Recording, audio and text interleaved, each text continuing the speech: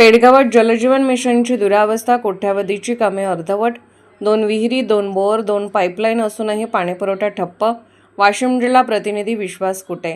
मंगरुळपीर तालुक्यातील पेडगाव येथे जलजीवन मिशन अंतर्गत राबवण्यात आलेल्या पाणीपुरवठा योजनेची अवस्था अत्यंत दयनीय झाल्याचे चित्र समोर आले आहे.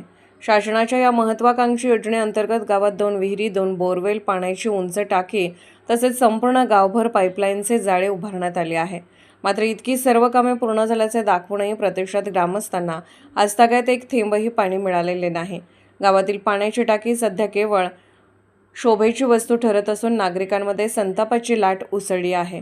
मागील 15 ते 20 वर्षापासून पाणीटंचाईचा सामना करणाऱ्या पेडगावकरांना या योजनेमुळे मोठा दिलासा मिळेल अशी अपेक्षा होती, परंतु प्रत्यक्षात योजना कागदावरच पूर्ण झाल्याचे चित्र दिसत असून ग्रामस्थांच्या आशा पुन्हा एकदा मातीमोल ठरल्या आहेत. ग्रामस्थांच्या म्हणण्यानुसार गावात उभारण्यात आलेल्या 2 बोरवेल, 2 विहिरी, पाईपलाईन असूनही पाणीपुरवठा सुरू करण्यासाठी आवश्यक यंत्रणा कार्यान्वित करण्यात आलेली नाही. काही ठिकाणी पाईपलाईन अर्धवट आहे तर काही ठिकाणी जोडणीच केलेली नाही. त्यामुळे संपूर्ण योजनेचा उपयोग होत नसल्याची खंत नागरिकांनी व्यक्त केली आहे. दरम्यान महिलांना व नागरिकांना आजही दररोज लांब अंतरावरून पाणी आणावे लागत असून यामुळे त्यांचा वेळ, श्रम आणि आरोग्यावर मोठा परिणाम होत आहे.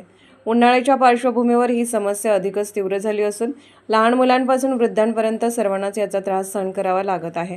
या संदर्भात ग्रामस्थांनी अनेक वेळा संबंधित अधिकाऱ्यांकडे तसेच लोकप्रतिनिधी, खासदार व आमदार यांच्याकडे तक्रारी केल्या आहेत. मात्र सातत्याने दुर्लक्ष करण्यात आल्याचा आरोप ग्रामस्थांनी केला आहे. कामे केवळ कागदावर पूर्ण दाखवून शासनाची दिशाभूल केली जात असल्याचा गंभीर आरोपही करण्यात येत आहे. पेडगावातील नागरिकांनी प्रशासनाकडे ठोस मागणी केली आहे की जलजीवन मिशन अंतर्गत सुरू असलेली अपूर्ण कामे तात्काळ पूर्ण करून नियमित व सुरळीत पाणीपुरवठा सुरू करण्यात यावा. अन्यथा ग्रामस्थ रस्त्यावर उतरून तीव्र आंदोलन छेडण्याचा इशारा देत आहेत. या प्रकरणी संबंधित विभागाने तातडीने चौकशी करून दोषींवर कारवाई करावी व पेडगावकरांना त्यांच्या हक्काचे पाणी मिळवून द्यावे अशी मागणी जोर धरू लागली आहे.